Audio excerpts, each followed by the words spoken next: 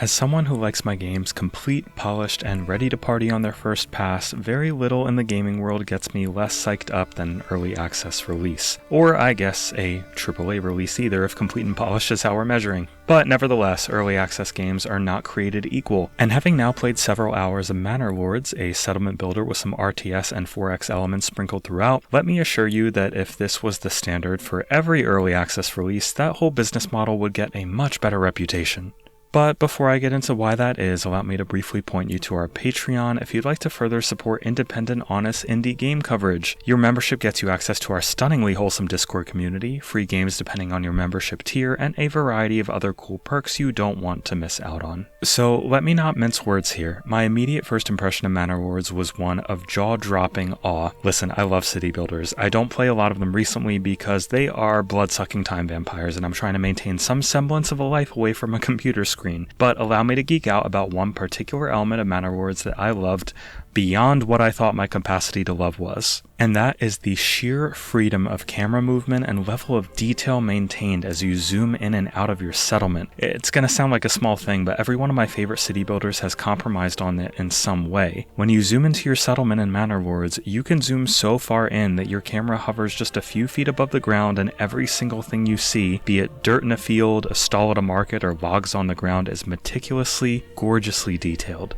Start zooming out and you can zoom hundreds or thousands of feet above your settlement until it seamlessly transitions into the world map, allowing you to see all the other territories and zoom into them if you want to. It's all so silky smooth without even a stutter, and maybe I sound a little too bright-eyed and bushy-tailed about it, but in my opinion, it needs to be seen to be believed. And to hear that Manor Lords was a 7-year work of primarily one developer has my head spinning. This is where the occasionally absurd levels of detail present in Manor Lords begin, but far from where they end. I don't want to gush too much about Manor Lords' presentation because there's an actual great game to talk about here too, but I have to mention a few more things. For one, while the ability to see your settlement and the surrounding lands at virtually any level of detail you'd like is amazing, even more impressive was watching buildings in my settlement being constructed.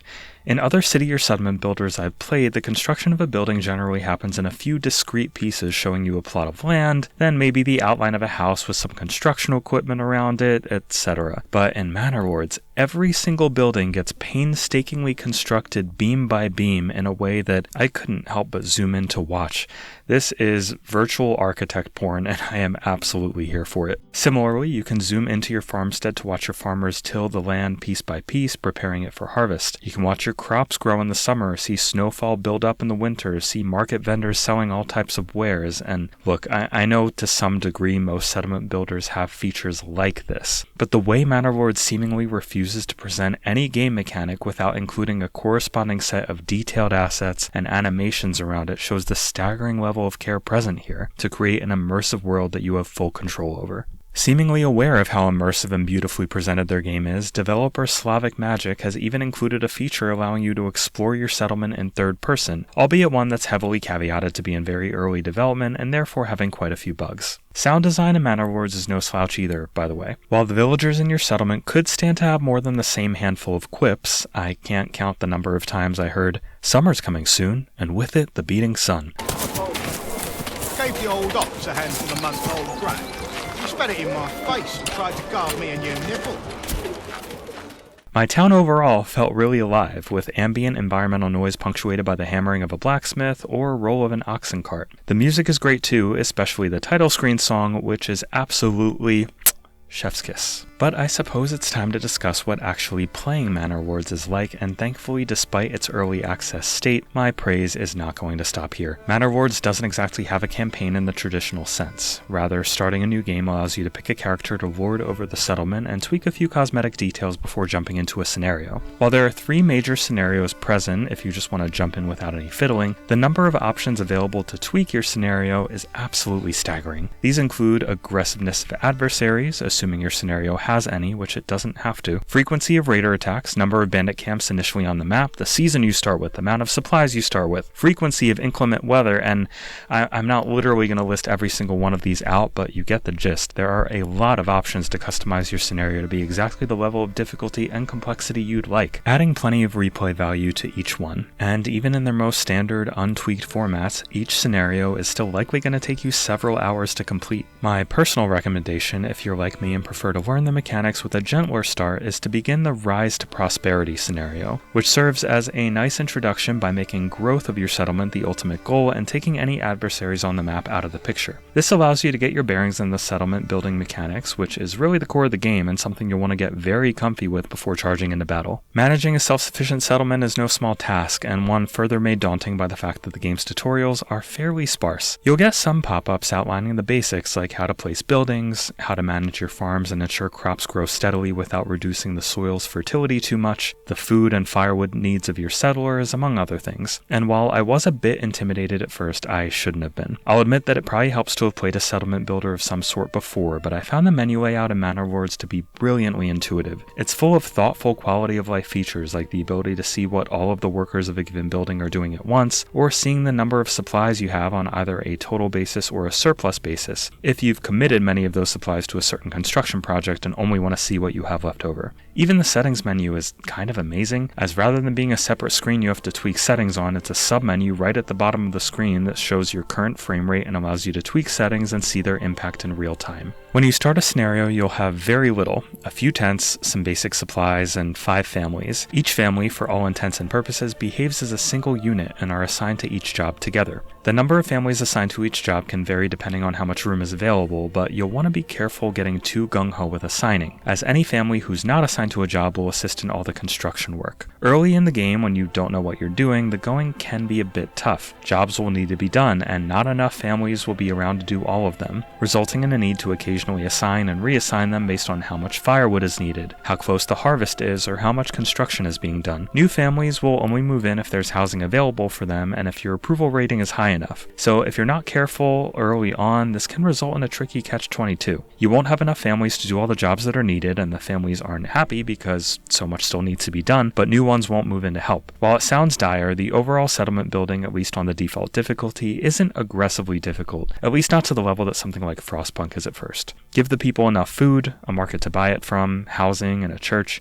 and before long they'll start to like you and others will begin to move in. Housing is an especially important consideration in Manor Lords, especially when your goal is growth. Growing your settlement requires the ability to build and upgrade your homes, all of which have requirements of their own. A level 1 burgage plot, as it's called, will have space for one family and, depending how you place it using the game's fairly ingenious 4-point placement tool, can have additional yard space for the family to engage in a trade. Building an extension in the space might allow them to have a chicken coop, grow vegetables, or even smith weapons and armor for your militia. You don't want to go crazy building these extensions though, because the families in them will transform into artisans and no longer be able to do other jobs. But I thought it was a neat system that elegantly fulfills some of the later game needs. As you upgrade your burgage plots, the families living in them will have more requirements to fulfill, like a nicer church or more types of food or clothing available at market stalls. Before long, you'll be juggling numerous production chains as you mine clay to be able to build roof tiles for the nicer homes, craft leather from animal hides to trade with other regions, and an enormous number of other things that I can't all talk about because we only have so much time. I need to emphasize and re-emphasize that for an early access game, I found amazingly few issues here. Manor Lords is incredibly polished right out of the gate, with excellent performance, no major bugs of note, and surprisingly decent playability on the Steam Deck, averaging roughly 40-ish frames per second on medium settings. That said, I didn't find it very fun to play on the Steam Deck because of the lack of controller support, which required me to use the right thumbstick or trackpad as the mouse and select and deselect things with the right and left triggers respectively. I'm sure some fiddling could allow for other actions, but frankly, I'm not much of a fiddler. The option is there for those who want it, but just know it's not the out-of-the-box experience that some might hope for. While the number of issues I experienced with the early access build of Manor Lords was very minor, there were some times where I couldn't tell if what I was experiencing was a bug or just a feature I was too dumb to figure out. The game has an extensive help menu, but some tabs just have placeholder text at the moment, and others seem to not yet exist. I consistently ran into issues with storage no matter how many storehouses I built, and every time I set up a sheep farm and assigned a family to it, no sheep ever showed up, and the family just sort of sat around doing nothing, the lazy bastards. As part of the game's early access development, I would also definitely like to see some sort of overlay menu showing the efficiency of my various buildings and services, something that's sorely missing at the moment. It's hard to know how much iron I can trade when I have no idea how much of it I'm mining every month, for example. It's a relatively minor problem that doesn't affect the game's playability, but is also something of a standard in modern city builders I've played, and do hope it gets added at some point down the line. I haven't mentioned the real-time strategy elements of Manor Lords yet, and frankly, that's because I've only engaged with them a very limited amount. You really need to have a functional, even thriving settlement together before you can get a properly weaponized militia going, and as of now, I was only in the early stages of this, having put together a small yet scrappy squad of villagers and taken out a couple of bandit camps that kept stealing my settlement's supply of berries, fruit-thieving bastards. I was honestly confused at first at how the settlement building and RTS elements meld, but like most else in Manor Lords, it's done elegantly, and with a thoughtfulness that makes everything intuitive. Once you have weapons and shields, you can create a small militia through the army menu at the bottom of the screen, then select them with the left mouse button and guide them with the right. The efficiency of your little militia will depend on a number of factors, such as if they're in familiar territory or not, how tired they are, and the weather conditions, among other things.